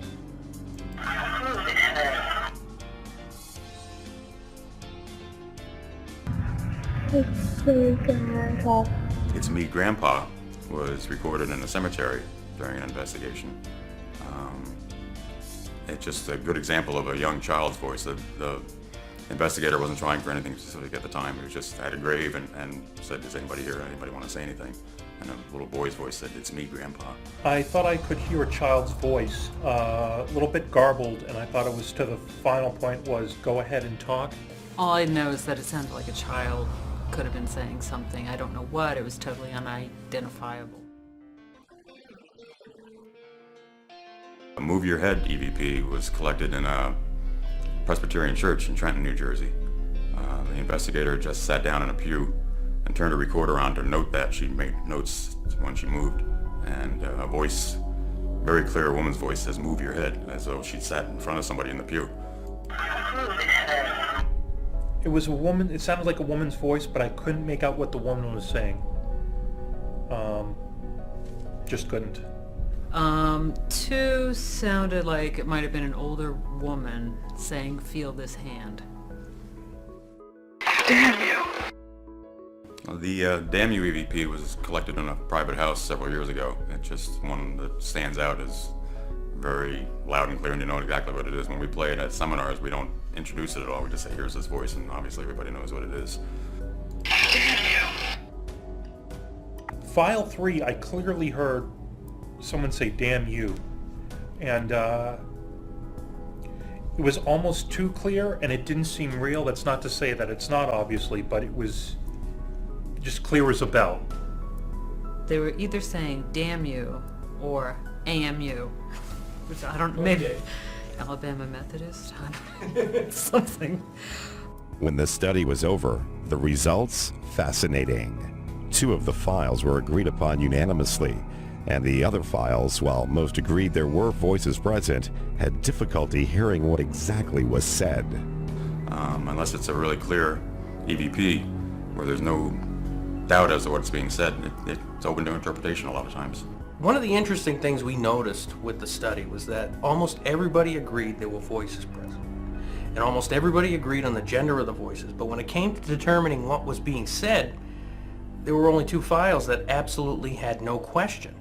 But I think it's important to note that it wasn't just the EVPs they couldn't understand. They even had trouble understanding some of the human voices that were present. And, you know, maybe there's something to all of this, but what we need to do is we need to pay closer attention. I think that the fact that there's voices there at all are undeniable and pretty impressive, but what's the cause? I think that's the real question. Well, again, I think it's some sort of a thought energy, whether it's being specifically directed and formed somehow on the other side and produced physically here. Photographic or audio, in spite of the vast quantity of evidence historically collected by researchers, the field of paranormal study has yet to produce a single piece of universally undisputable proof. Could it be such evidence doesn't exist? Or is the problem in the hands of the researchers? Again, being a skeptic, I've met a lot of mediums. I've gone to places like spiritualist churches and so forth, and I still have not come across one piece of evidence that has been at all convincing to me. I think it's very difficult for paranormal researchers to capture true evidence because these things, you just can't turn them on like a light switch. There's no rhyme or reason as to what they're doing or when they're doing it, unless we're talking about a residual haunting. But for the most part, it's very difficult to be there at the right time and get these things to interact with us and capture the evidence. Although a majority of the theories and principles purported by investigation groups have basic scientific position, they're still far from being tangible. And in spite of the hours of planning and preparation, evidence can still turn up where it's least expected. Just such a situation occurred during a joint investigation at the Colonial Inn in Yarmouthport, Massachusetts. Well, my friend Rob Tremblay of CERT Investigations called us in and wanted to confer on this haunted inn. And because Sandra and I and Andrew deal essentially with inhuman spirits, I mean, we do all facets of paranormal investigation, but our specialty is inhuman spirits. He called us in to confer and investigate with him. I saw her through here. Karen's been sensing her too. What is it? Did you see? I saw a woman out there taking care of flowers. It's just the same thing Karen explained. Full apparition? Pretty much, yeah. It was on the stairs leading to the cupola? Yeah. We'll have to check that place out. Now, of course, an investigation of this magnitude takes at least several visits, and we were there once. And we did experience some minor activity. We did not obtain any EVPs, but there were some photographic anomalies, which we're still looking into at this time. Among the various evidence collected during this investigation, one of the more unusual and somewhat controversial pieces was in fact captured by one of the New Gravity media crew members during a routine EVP session.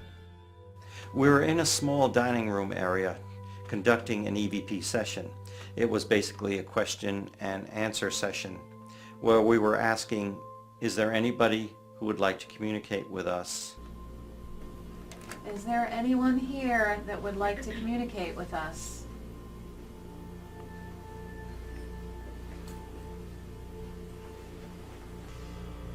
If you are here, would you appear on my hand?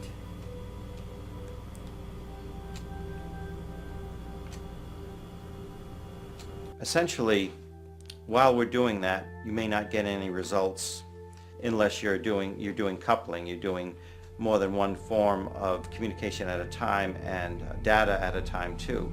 You may be videotaping as well as recording, which was going on at the time. Sandra and I were essentially using magnetic tapes to try to get answers. And our results on audio proved inconclusive. We didn't really get any answers per se. But it was interesting, and it takes a lot of patience because you're sitting down answering questions, which is different than a seance. We are not the vehicles that it's communicating through. Magnetic tape is. During the EVP session, something unusual began to occur. One of the new Gravity Media camera crew noticed a peculiar light anomaly around Sandra Johnson's head. Well, I was standing at the end of the table, watching the EVP session, and we had about 7 people there. And at one point I looked down to the camera monitor to check the shot, and I saw these little green lights flying around Sandra's head. And they came out for a few seconds, and then they disappeared, and then they came back. And at first I'm thinking it must be a lens flare or from the lamp in the background or something like that. But when I looked closer, I could see that there were actually 3 lights, and they were all going in different directions, completely independent of each other. And that's definitely not characteristic of a lens flare from a single source. Are these lights evidence of spirit activity, or are they simply a camera malfunction? I can tell you what it's definitely not. It's definitely not an insect. We would have known if it's an insect. We would have been able to see it if it was that close. And one thing my wife Sandra does not like, and that's insects around her face. If I had insects flying at my face, into my eyes, I would notice them. I would have noticed that. I have to say I didn't experience anything of a negative nature or even a positive nature. I didn't hear anything. I didn't see anything. Quite honestly, I saw nothing. When that was going on, I was kind of sitting in the background doing my little observation routine and just kind of feeling it out and watching as they did their EVP session. And there was nothing seen by the naked eye. I think anybody that was in that room could attest to that. I did not see anything. You know, there were no bugs flying around. There were no light glares that were obvious to me. It may have been a camera glitch. I do not know. I can't explain it. But I know it was not the result of the camera moving, because the camera was basically stationary at the time. And the anomaly wasn't conducive with the way the camera was set, and it seemed to be independent, moving on its own. As to whether the anomalies are paranormal in nature, I really don't know. It's interesting that, you know, we were asking for proof of an entity's presence. Maybe this was this entity's form of communication. It was giving us a visual sign of its presence there, because we didn't wind up recording any EVPs. Since the capture and validation of evidence is primarily reliant on the environment and methods of which it's collected, effective leadership, knowledge, and cooperation among research team members can be vital in determining an investigation's success.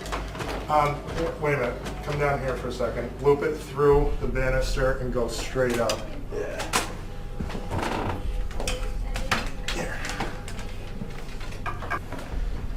Because this way you're just going right through the middle of the banisters. You got the tape? Yep.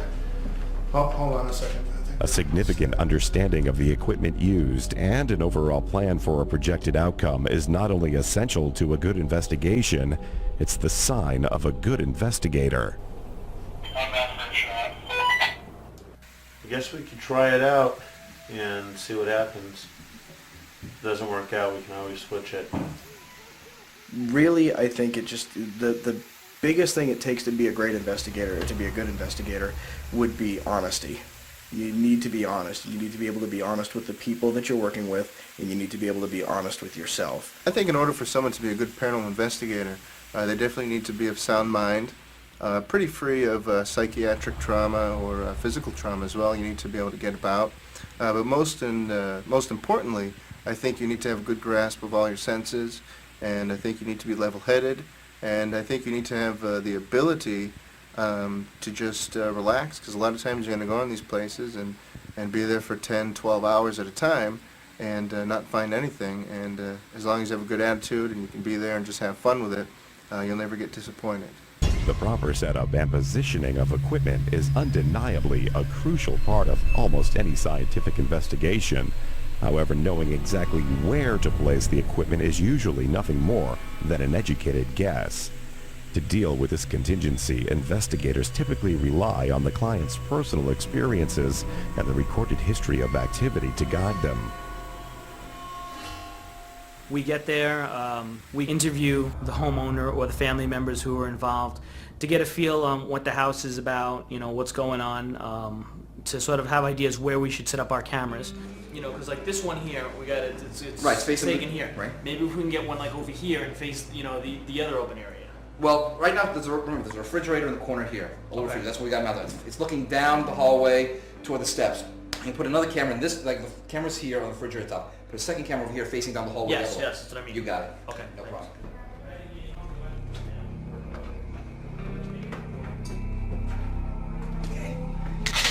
Let's get this. Oh, hold on. Before we position the other one right here. Okay, okay. And then we'll tape the wire down. Like I said before, you don't want the wire pulling on the camera. Away the camera, so we're just gonna tape it down. Back here with a little bit of slack. And then, okay. Okay, Peter, we're gonna position the camera. Hold on. Is it good? A little bit to the left and down a little. Keep twisting into the right. Okay. A little bit more. Stop. Great. Okay, all cameras are running. 10th floor. Okay, everyone up. The first team we're going to start at, it's going to be me and Alexis. We're going to be doing the first floor in the basement. Team 2 is going to be JM and Dan. They're going to be doing the second and third floor. About a half hour or into an hour, we're going to switch teams, switch members, so that way everyone always gets to work with each other and everyone gets to go everywhere. After what can quickly become several hours of equipment setup and planning, the investigation begins. In darkened rooms with nothing but a flashlight, senses, and a various array of investigation equipment to guide them, researchers pair up in teams and patiently wait, searching for any signs of paranormal activity.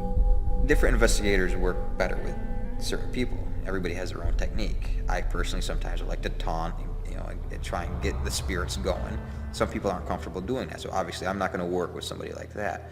So you're gonna know who works best with each other and what their particular skill is. If I'm really good at EVP, I'm also not going to pair up with somebody else who's really good at EVP. I might be somebody who's more of a photographic expert. So you know you're mix and match who works well with what, whose techniques best pair with somebody else. Sometimes maybe I'll take somebody who's more scientific approach and put them with somebody who might douse and be a little bit more psychic-like, and we'll go from there. My MO generally, what I like to do is I usually have a camera on me. Sometimes I have a recorder on me. I'll take pictures once in a while, but really my MO is I like to sit and observe. This stage of the investigation can take anywhere from a few hours to an entire night without producing a single shred of evidence. In fact, most teams find that 80% of their investigations usually yield no evidence at all. But it's the rare few that do that keep them determined to continue and capture conclusive proof of the unknown. The client's in the house 24 hours a day, 7 days a week. We come in for 3 hours. So the likelihood that something's going to happen in those 3 hours is not as strong as it is for them. So we will come back and do it again. And more times than not, we'll get something on that second investigation that we didn't get the first time. During a typical investigation, researchers first establish a general base reading of the location's temperature and electromagnetic field. These base figures are useful to identify any environmental fluctuations. They are also useful to establish any correlation between environment and paranormal phenomenon should any photo or audio evidence be captured. To ensure these readings are accurate and to avoid any contamination of evidence, many find it necessary to pay close attention to the environmental impacts of their own team. Although a quiet and controlled environment is one of the primary goals of most groups, there are times when things don't always go as planned. What else was Aunt Lucy doing at home? Drinking. Drinking and having Is your car? Wine. Lots of wine. At least I have another boy at the side. Actually, you are. The first night we went out with Lisper, everything was great, except for one totally crippling factor: the noise. The people who were running the restaurant decided to have some kind of social event right in the middle of the investigation, and not only was collecting EVPs out of the question, but the investigators couldn't even hear each other talking. It was terrible. While most would agree that any background noise can taint or destroy the audio collected on an investigation, very often the cause is not always the client. Research teams can sour their own investigations by failing to remain quiet, or even by the presence of uncoordinated or uncooperative team members, a situation which has some creating strict guidelines for inclusion into their groups. You see a lot of teams out there with people that you think, why are they here? They have to talk to clients, they have to ease people's fears, they have to educate the public, and they just don't fit that mold per se. And I think the teams need to choose their members a little more carefully. When the investigation is over, the evaluation of evidence begins. What took 2 hours to record can take 4 hours to evaluate. A tedious and at times daunting task, but one that many groups find well worth the effort and essential to their reputation and credibility as paranormal researchers. Like any field of study, paranormal investigation is subject to its share of harsh criticism and derogatory accusations, not only from skeptics, but from other teams and colleagues. A problem many believe is the result of an unpopular investigation doctrine, or the failure to challenge their clients' claims for the sole purpose of sensationalizing their own reputation. I think that a lot of teams need to incorporate science into their work. They need to incorporate a skeptic into their team, make sure they keep that skeptic view. I think teams need to start trying to disprove some of the claims from these people, so that they have add a little credibility to themselves. Although investigating in the dark is a typical practice of most teams, there are those who find it unnecessary, such as the members of ISIS Investigations, a spirit investigating witches coven from New York. We found that spirits don't care what time it is. Most people miss the things that happen during the day because they're so wrapped up in the mundane, getting ready to go to work, get the kids off to school. So when little things happen, they don't even pay attention. At night when they go to lay down and get comfortable and everything is quiet, that's when they notice things. But that doesn't mean it's the only time that it happens. So we do a lot, 90% of are done in the daytime, and we usually always get evidence. So. The daylight investigations and the fact that they're witches is not the only traits that make ISIS Investigations unique. They are also completely comprised of mediums. To find out if this type of demographic and technique has any bearing on the evidence collected, we decided to follow ISIS on an investigation here at the old Knox Mansion in Johnstown, New York. This large neoclassic 42-room Victorian estate was once the home of Charles and Rose Knox, creators of the famous Knox Gelatin Company. Various reports throughout the years tell of mysterious sightings of the deceased Knox family, strange voices, footsteps, and fragile items in the home being inexplicably broken.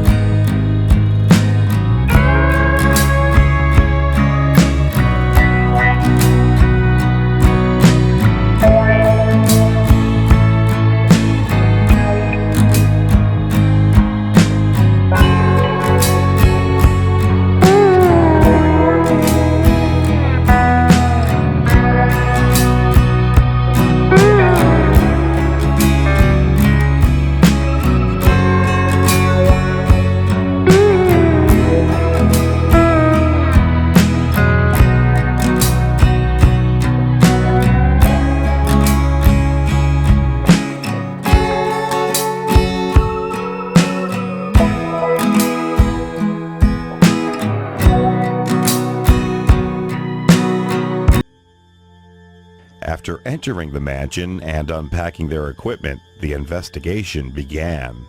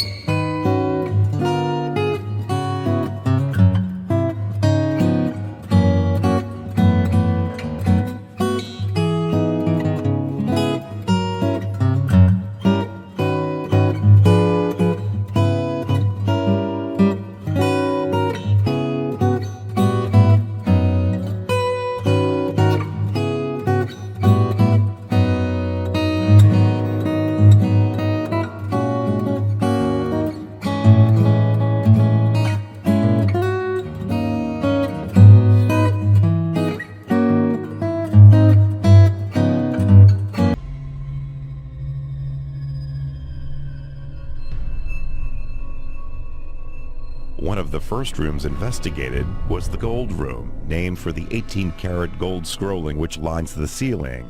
Several members of the investigation team made claims to sensing the presence of a woman and possibly a small child, which they believe occupy the room. It was hard to get like a solid image because there was so much and the house was filled with so much stuff, but that is where I picked up an image of like not a child, but a youngish woman and then a young male child there, like around the piano. And I also picked up on, you know, a Native American woman, but that wasn't something that we were able to verify with any of the research afterwards. The images Angela picked up on were not only verifiable through the home's history, they were also sensed by another member of her team at a different point during the investigation. If there was any object in that room that she was most close to, it was the piano. But to say that the piano and her are connected to the house, or if she's just connected to the piano and the piano is not from the house, it was hard to differentiate or decide at that moment. Although claims of activity in the gold room were not able to be documented scientifically, they were reinforced by other team members who claimed to have had temperature fluctuations in and around the piano area. Actually, when I first came in here, I had a pretty good fluctuation in front of the piano. It stayed consistent the whole time, but then I got really hot and it sprung right up to 28 to 32 Celsius, and then it went back down. It was normal the rest of the entire time. Directly adjacent to the gold room is the mansion's dining room, also the subject of synonymous psychic impressions. Here, 3 members of the team felt the presence of a maid staff that used to work at the mansion. When we got to the dining room, I said, I do sense the history of this room, and it reminds me of like maids walking around. And right below it, I wrote down that I feel a sense of sadness in the room, and the word loss came into my mind. I'm not sure what kind of loss. And my first guess was I thought there was a loss of a young girl in this room. I'm not so sure. And then as we did the history, yes, that's what I felt. And because again, we went in cold, we didn't know what the history of the house was. And then after the history was done, we realized that she did have, you know, children that did pass away very early. And Angela and I were just talking about this, and we were thinking that for a very wealthy family, the burden of looking after the kids probably fell on the kitchen help, and the maids and so forth. And they probably would feel sad being more connected to the child if the child does pass away. Well, especially in this family, because both the parents were very, very active business people, and it more so for the time than a different type of, you know, stay-at-home mom. Rose wasn't a stay-at-home mom. She was helping with the business a great deal of time, so the staff were probably more involved with the child rearing. Yeah, I say I also noted maids in that room. I've sensed someone putting linen away after doing the daily laundry, and I felt like she had bumped my hip, telling me to get out of the way so that she can get into the drawers. I had a similar experience where I felt almost like when you're in a crowded room and somebody just kind of like nudges you a little, and you know that they're there, but there was no one else around. It was over by the window benches in that same area. The billiard room is the largest of the mansion's 42 rooms. It houses not only a 300-year-old lava stone fireplace, but according to the ISIS investigation team, this room is also the location of what they claim is one of 3 physical spirit encounters. Okay, so in the billiard room, I know a a couple people that have felt head pressure, Satish. Yeah, I got dizzy when I walked into the room, so. And somebody felt something grab their leg. That was me. Yep. Yeah. I would think I was standing by the fireplace and I was just looking around just to get a feel of the room. And then right below me I felt something grabbing my leg. And I just had to shake it off. It wasn't like something was tugging me where I couldn't break free from it. It felt kind of almost like quicksand a little bit. It was there at one moment and then it wasn't there. It's like where your leg felt this weight going right through it. And then you could just walk freely, but there's this afterfeel from your senses, like on your nerves, where you knew there was something there because you could feel the tingle still there, but it's no longer there anymore. It's just the echo of whatever grabbed you. The group's psychic artist Angela Kaufman also felt impressions of a presence in the room and drew this picture of who she believes to be one of the original 4 builders of the Knox Mansion. When you drew that picture, what was your impression of what you were drawing? I had no idea. I'll be really honest with you. A lot of times, especially in a house like this, there was so much going on, I had to just literally like draw first and ask questions later. And what I've learned is to try not to interpret it, because in the past I've had sites where I try to interpret, even artistically, and say, well, that doesn't quite fit with the face, and I change something, and it later, it could have been what, it's like when you change your answer on a test. So Right, second guessing yourself. You're always ends usually up bad. wrong. We're Yeah. training our investigators to trust their first Just go by instinct. instinct. Yeah.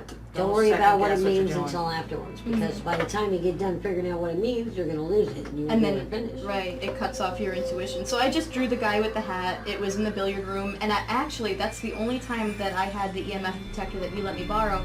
I just happened to look down at the floor, and it was giving us a reading while I was drawing this guy. The billiard room was not the only place in the house where investigators were subject to physical interaction. The attic, too, presented some unusual experiences. In addition to Patricia Gardner's claim of being grabbed by the arm, Robin Evans and one of the New Gravity media crew reported an unusual experience with the attic door.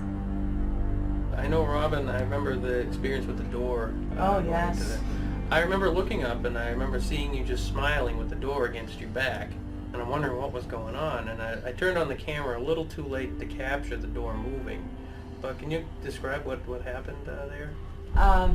I think there was some entity there that did not want me to go in and see that disaster. I had a nauseous feeling in my stomach, and every time I tried to go through that door, it started to close. So I finally had pulled it open, and as I was going through, something was closing it. But at this point, I was already in the way of the door, so it couldn't close. And that's when, as the door had just touched my back, is when you had turned around and saw what was going on. Because my back was to the door, but yet it was still moving and there was no wind. And I saw it open back up. It moved back a little bit. That's when I turned on the camera and I took some video of the door, but I didn't see anything moving. And I tried getting a close-up of the bottom so you could really see. Yeah. I mean, that was an unexplainable thing to me. But The unexplainable is precisely what groups such as ISIS are seeking. However, what's seen and what is real can very often be 2 different things, adding confusion to any investigation. Just such an incident was discovered in the mansion's basement when the team encountered what appeared to be a witch's altar. can you describe what was on the table down there? Well, there was a dagger. Actually, there was a couple of daggers. There was like an empty bowl. A candle. There was a feather. That's what I noticed a feather, and I'm thinking, who keeps a feather in their basement? And that's what made me go over to it. What's the significance of these things? They could be ritual too. Yeah. Right. That's what we asked him too, because that's what it looked like. Well, we know that he's conducted seances down there, according to the interview with him, and it's just not a good thing to do. What was his explanation for the table being there? A Halloween prop. Although the general assumption is that these props were planted by the owner for the specific purpose of entertainment or to garner attention, the group still had strong feelings that these items could have adverse effects on not only the haunting of the house, but on the general spiritual energy and safety of the house as a whole. After a tedious 8-hour investigation, the numerous data gathered by the team is condensed into a 9-page report containing not only the history of the Knox Mansion, but also a chronological summary of each physical or psychic event. In spite of their claim of capturing over 30 EVPs, multiple equipment failures, physical interactions, and psychic impressions, the official results of this investigation is inconclusive due to what ISIS feels is a lack of significant scientific evidence. But still, in spite of it all, their personal opinions say otherwise. We didn't get any photographic evidence. We got absolutely nothing on video. We did have psychic experiences, and we believe we have EVPs, but EVPs are debatable evidence too, so we have to go inconclusive. We can't say that it's haunted or it's not. So physical evidence aside, psychically as a group, without having to prove anything, what is your feeling? I believe it's haunted. There was a lot of activity there. And a lot of it, even on the day of the site, it's normal to wonder, like, gee, I get all these, like, feelings and images and we just write them all down and worry about it later. But the last room we did, which was the library, some of my questions were answered, like, right away just on seeing pictures that corresponded to things that I picked up before I even had the whole history. Which is why we had to do the library last. Right. Yeah. That was the last room we did. But it's definitely, things that we were feeling were verified. Yeah. They were definitely psychically. verified. So actually we know the place is haunted. We just can't physically prove it because we didn't grab a ghost lasso it and get a picture. If there were a certifiable stamp, we couldn't put it on there, but we could tell people to go hang out and they'll feel something. Yeah. Right. Yeah. The tedious efforts and determination of investigation groups such as ISIS demonstrate an authentic basis for their continued research and are a testament to not only theirs, but the heartfelt belief of thousands of investigators worldwide that these events and their viewpoints of them are valid. I think that if the public knew more, they wouldn't be as scared, and especially it could benefit children, because I've talked to quite a few that when they go to their parents push them off. And I think if the parents were just as knowledgeable, maybe they could help these kids that are scared. People have a very set mindset, and I think the more research we do and the more information we put out, it becomes more of an understanding and not as much of a fear. As I started spending time working with the group and realized just how much we touch other people's lives, my work with the group changed, and my whole reason for being there, it changed. It became much more rewarding than just learning about something that I liked. The first reason to investigate is the reason that I like the most, because we're giving answers to people. We're helping people. That's the reason we do what we do, and that is what I like most about it. I like having the experience and seeing and hearing things that I haven't before, and maybe getting a little bit better each time and learning and growing with it. But helping people is our main reason, and that's what I enjoy the most. I get such a joy helping people. I've had so many people thank me, even for emails answered. Kids will email me. They just want to know they're not crazy. They are seeing something or hearing something. They want somebody to believe in them. And just what you get back from them, the thanks you get, and them being able to sleep in their rooms or not sell their houses, that's the most reward anybody could get. Part of our role is, it's a parapsychologist, really. It's part of the role is helping people cope with these problems, and some of that is helping them cope with personal problems as well. And you find that it's very rewarding when you can help somebody embrace the value of their life more, because you were able to help them with this, overcome this problem that they're having, this issue that they're having in their life. Few investigators will argue that there is a great personal benefit to be gained from this type of research. However, regardless of the personal rewards, there is still a significant question at hand, one that has yet to be answered to the satisfaction of the public. Where's the proof? The one piece of undisputable conclusive evidence that ghosts do exist. I'm not sure if we'll ever have that, especially in today's age of video and audio manipulation. I'm not sure if people will really believe any evidence that's put forth to them unless they've seen it with their own eyes. I know, today the paranormal investigators, they're going in, they're being very thorough. Documentation is a key factor for each and every one of us. Setting up the cameras in the different rooms, recording everything.